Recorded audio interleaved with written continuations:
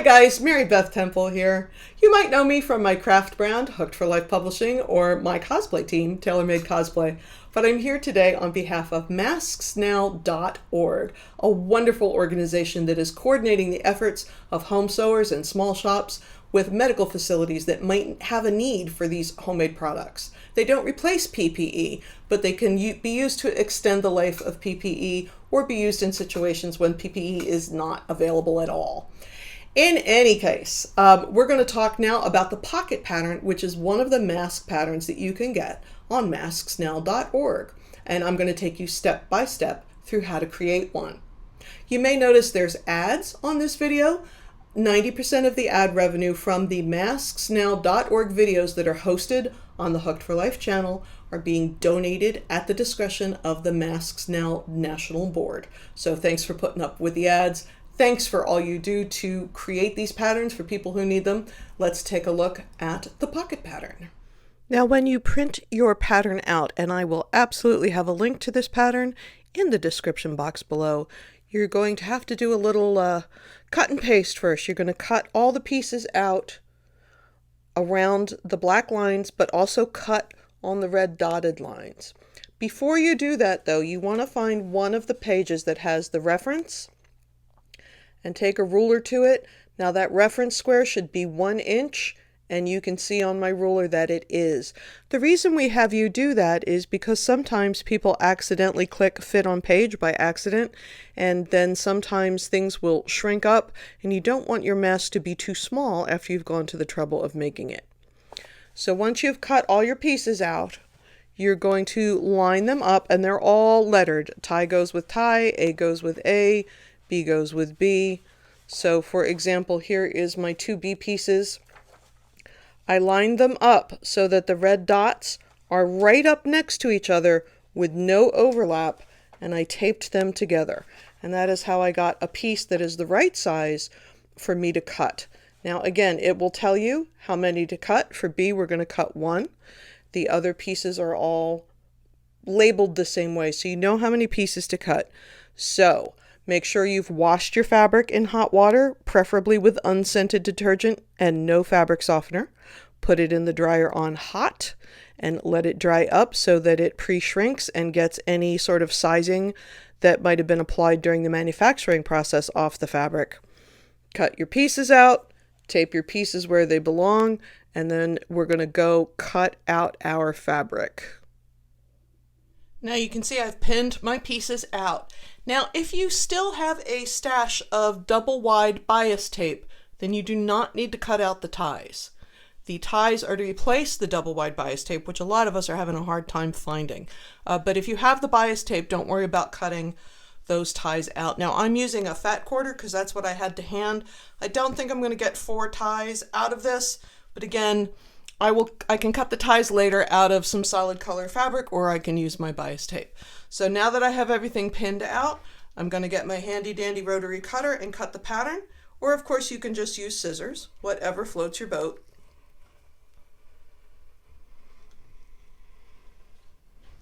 And before I walk away from the table, I'm going to take chalk. I'm going to mark these dots because that's where the ties are going to fasten. I'm going to mark those with tailor's chalk or regular, if your kids have chalk laying around, that works too, just so I know where to put the ties later. And I'm also going to make a little notch right here, either facing out or facing in with the tip of my scissors, because it's going to help me line the fabric up later.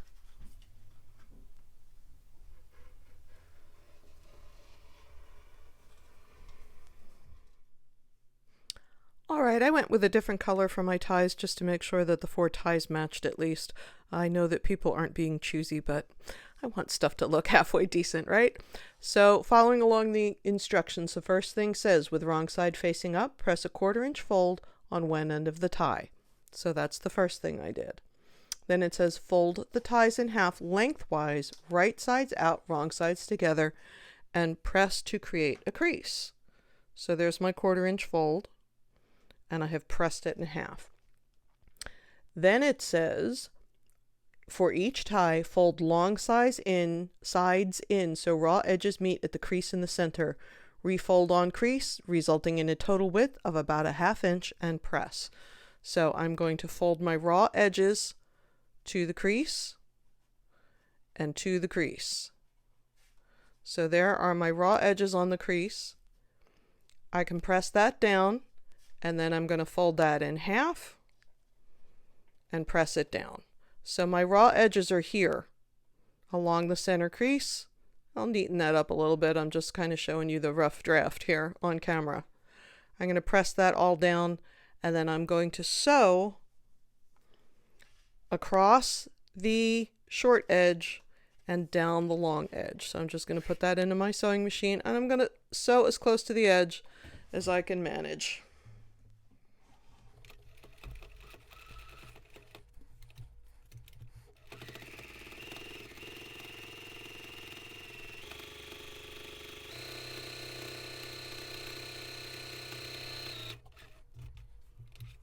So we're going to do that for all 4 ties. I did just want to take a second to point out that if you're using bias tape instead of having to cut ties, this part of the process is already done. So just fold the edge in your 1/4 inch, fold it so that the center crease is where it was, and you will notice on commercial bias tape that one side is slightly shorter than the other, and that's to make sure you get through both layers. So it's a great idea to sew it with the shorter layer towards you or up so that you're sure that you go through all the layers. I noticed when I did my ties, I didn't get it perfectly through all the layers all the time and had to go back and add a little extra. So that's how you would do it with the bias tape. It is a lot faster, but I do know that it's hard to find right now. Now we're going to move on to piece A. We have laid it on the ironing board right side up, folded it down a 1/2 inch and press, and then we're going to fold it down another 1/2 inch and press, and then we're going to stitch it along the folded edge.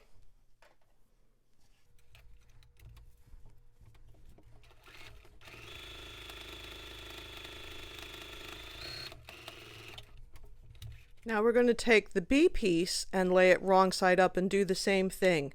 Press it down 1/2 inch, press it down 1/2 inch again, make sure this whole thing is nice and even and ironed, and sew along the open edge.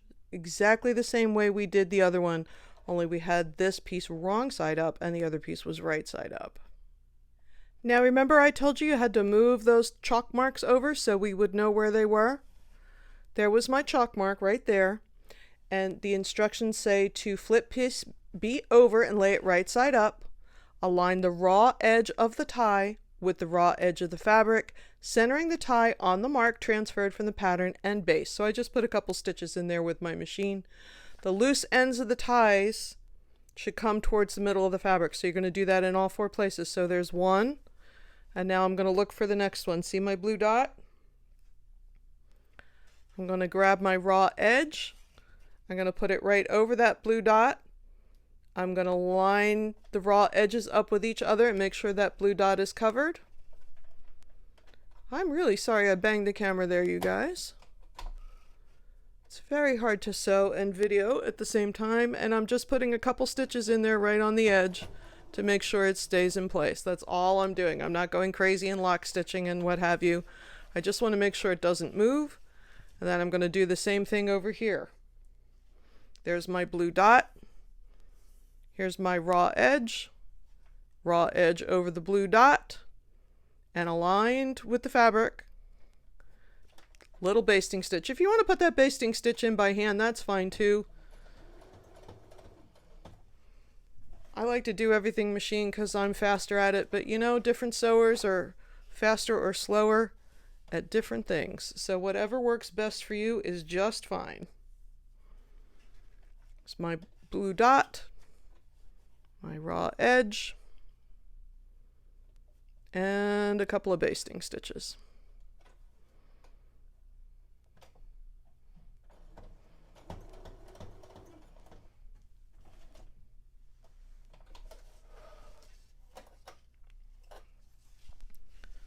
So here are all 4 of my ties sewn on.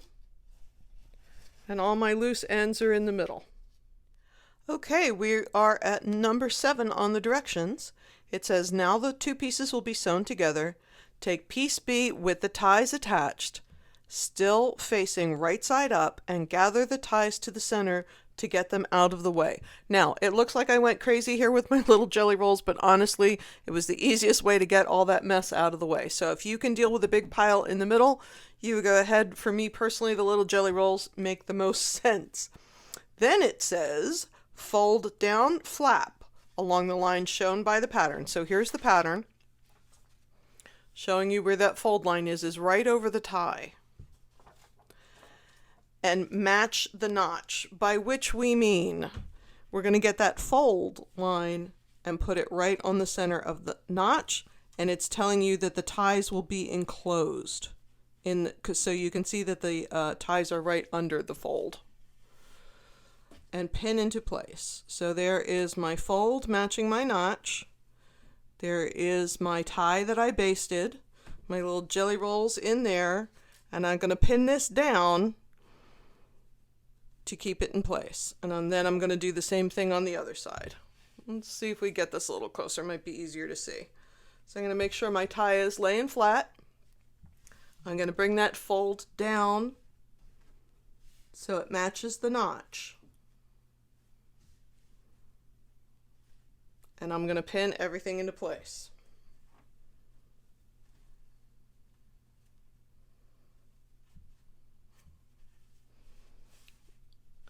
So the next thing that it says, we're moved on to number 9. It says, lay piece A on top with the right side facing up and the finished hem along the top.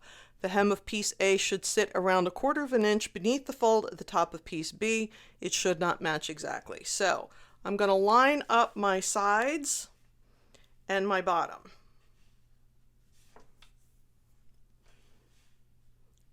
I'm going to pin those sides, and it says sew with a 1/4 inch seam allowance around the sides and bottom of the mask. Now, if you look right here in the middle, it looks like more than 1/4 inch, but that's just because that's not folded all the way down, because it's trying to give some space to my little jelly rolls. But you see right here, you see that 1/4 inch? So I am going to pin 3 sides, 1, 2, 3, and sew those 3 sides with a 1/4 inch seam.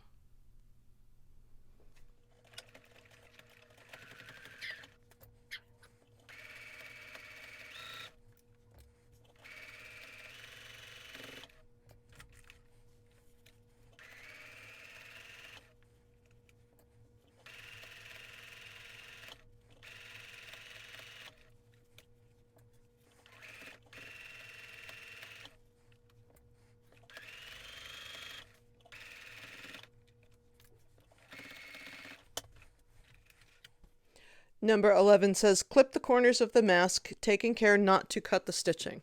What you want to do is cut on a diagonal. At the corners, it helps the mask turn right side out without having a big chunk of mess in the corner. So you want to go pretty close, but like the instruction says, you don't want to go so close to the stitching that you make stuff that is not durable. All right, now here is the magic reveal. Turn the mask right side out through the pocket at the top of the mask. Pull on the top ties to bring the flap to the outside, covering the pocket, and press. So we're going to turn it all right side out through the pocket. We're going to tug on those ties. It's going to help everything come right side out.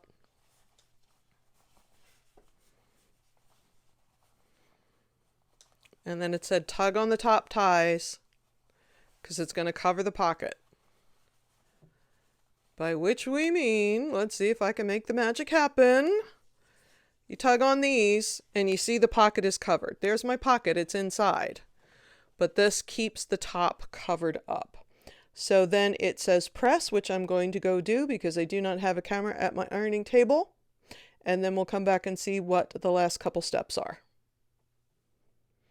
All right, for instruction number 13, it says from the right side of the mask, which is the side without the pocket opening, top stitch 1/8 of an inch around the entire mask, taking care not to catch the pocket opening.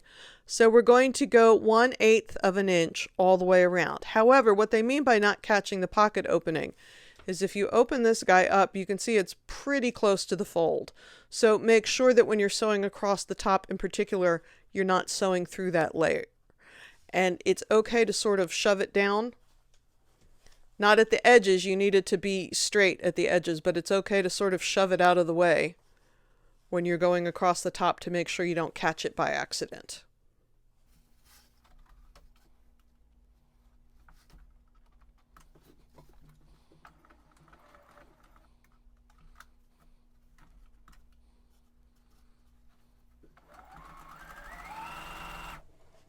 See, I've got my fingers in there keeping the pocket down, and I know that I'm sewing straight because I have the fold line that I pressed. Now, of course, by the time I get here, I need the pocket opening to go back up where it was. So I just have to be careful right on the corners.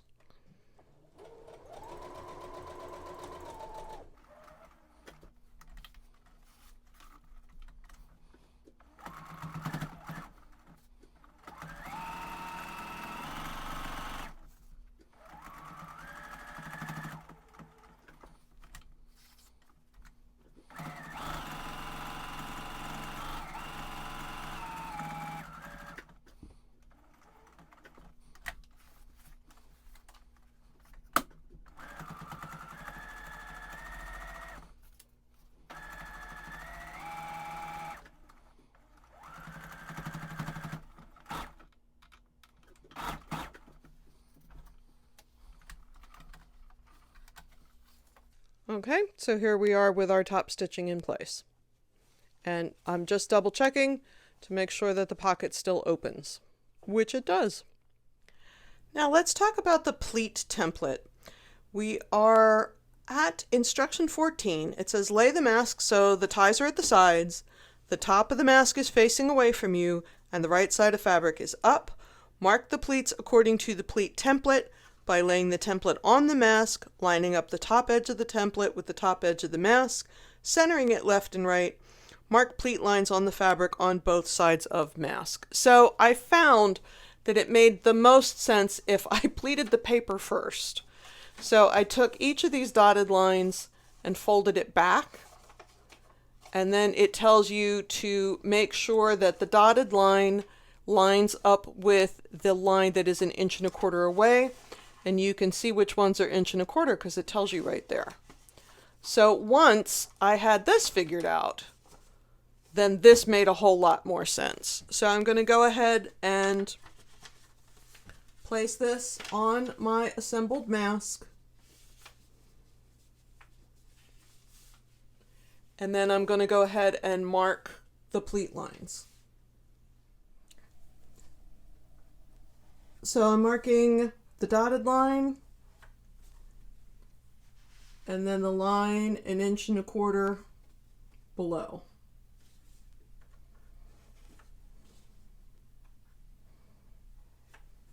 Now, I will say I have this angled differently than they mentioned. It says with the top away from you, but I'm trying to get it to fit on camera so you can see what I'm doing. So I have it angled slightly differently so you can see. Also note that when it says mark both sides of the pattern, it means the right side and the left side, not the right side and the wrong side, if that makes sense. And then we're going to mark this last couple down here. And don't worry about going crazy with the chalk. It'll wash off the first time the mask is washed, which you're going to do before you send it in. Let me make sure I'm marking my mask here and not this rogue tie that is in my way.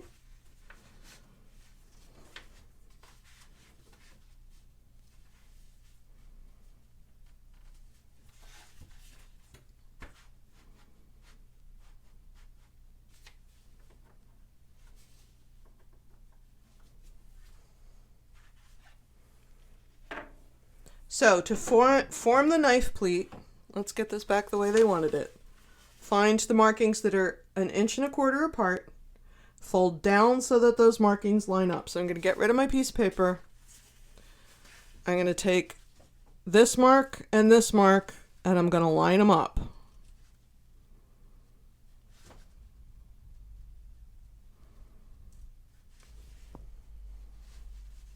And I'm going to put a pin.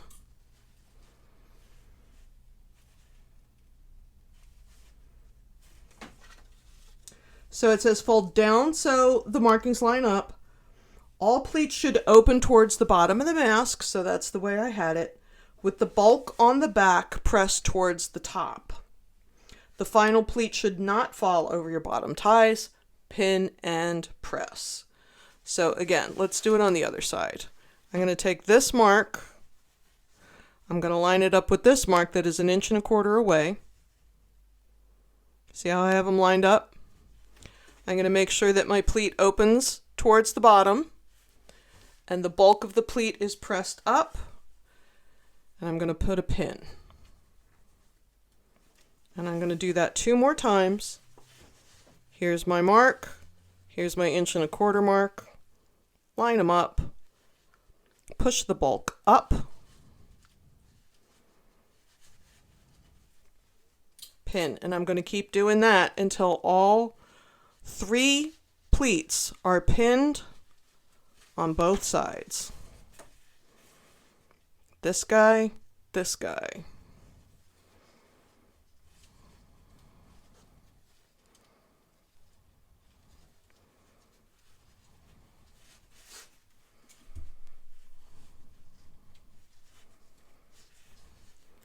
This guy and this guy.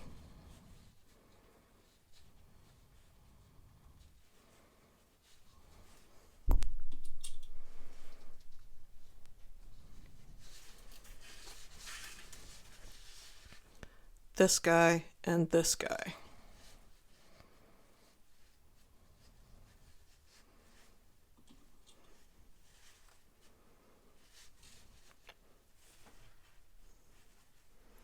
And it says the final pleat should not fall over your bottom ties. So see how the pleat ends just above the tie on both sides? You don't want the pleat on top of the tie. It makes it more difficult to wear properly.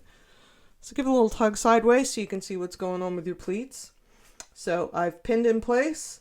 It says press it, being careful not to press over the pins as this can damage your iron, and then edge stitch around the whole mask again. This strengthens the construction and secures the pleats. And we have a tips page on the next page if you're having trouble getting the pleats down, but you're going to go all the way around the whole thing now, which is going to hold those pleats into place. Once again, make sure that you do not catch that pocket at the top. You want to make sure that the pocket opens. So that's my last little bit of sewing. I'm going to do that right now.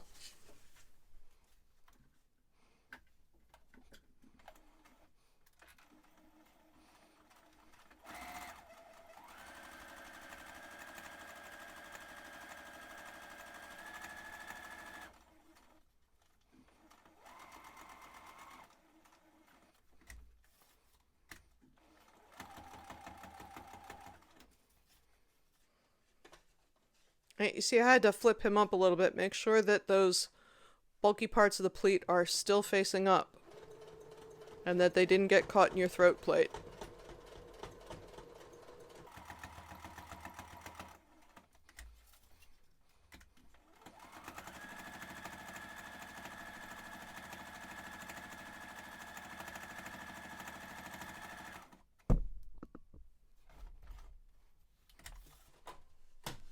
Same deal, make sure that your pleats are facing up on the back.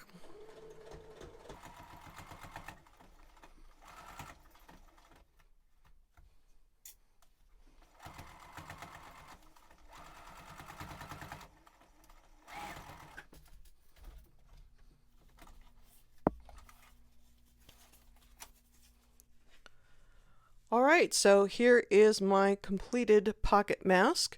Here's what it looks like on the front with my pleats going on here and my 4 ties. And then if you look at the back, the bulk of my pleats is pressed up, nothing's interfering with the bottom tie, and my pocket is still completely accessible. Now, a lot of people sort of had questions about why we have the wrong side of the fabric showing on the back, but it is important for the people who wear these to keep consistent on what side is towards their face and what side is towards the world. So this gives them a very obvious visual clue that this is the side that goes through their face to their face. This is the wrong side of the work. But that is why a lot of people are like, well, why isn't it right side on the other side? That's why. You want people, when they pick it up to put it on, to say, this is the side that goes to my face. This is the side that faces the world.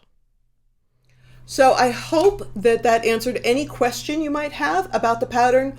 Once again, please go to MasksNow.org. Follow them on Facebook or Instagram or Twitter. I'll give you all of those links below in the description. Please let the ad play at the end of this video because 90% of the ad revenue is going to them or a charity of their choice. If you have any questions or comments, leave them below. I'll get to them just as fast as I can. But thank you so much for all of your effort. We can do things, you know what I mean? As individual sewists, this is something we can do. This is help that we can give. So thank you so much for all of your support. MasksNow.org.